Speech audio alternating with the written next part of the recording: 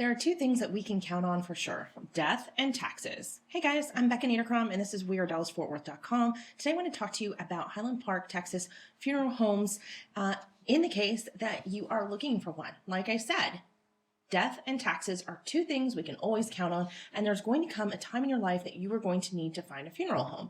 Now, I put those here on a list. I'm going to put the link down below.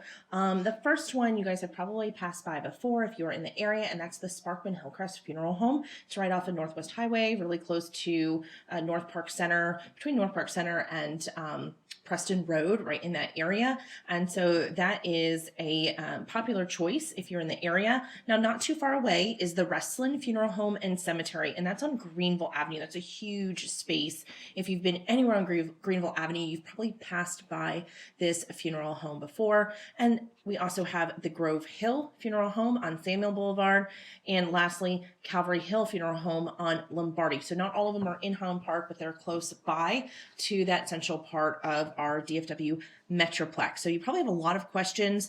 What you want to do, I've been to one of these before. I had to make an appointment for my parents and do a lot of research. And this is an industry that is actually I can't think of the word. It is regulated by the government on what they need to tell you, what the fee lists are, and they really have to itemize many of those things that are on the services menu so that you can pick and choose. So there's a lot to know about going to a funeral home. You want to think about as many questions as possible. They have as many services as you could want, so many a la carte options. And depending on what budget you're on, because you are going to need to pay up front, you need to be aware that a lot of it is a la carte. And that there are some laws that protect you, the consumer, that you don't feel forced to have to buy it. But it can look as it's presented, I'm not saying these people, but sometimes it's presented as that's what you do. And it's actually a little bit more gray than that. It's not so black and white that you have to do all of these different things. And everybody's different on what they want and how they want to say goodbye to someone that they love.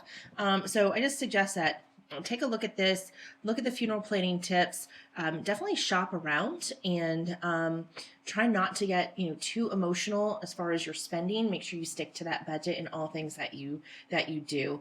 And then I have some more planners that I suggested and some funeral planning basics because you know what, guys, it's a part of life, and the more you know, the better off you are. Guys, if you know someone who is looking into funeral homes right now, can you pass this video on to them, pass this article link? I'd really appreciate it.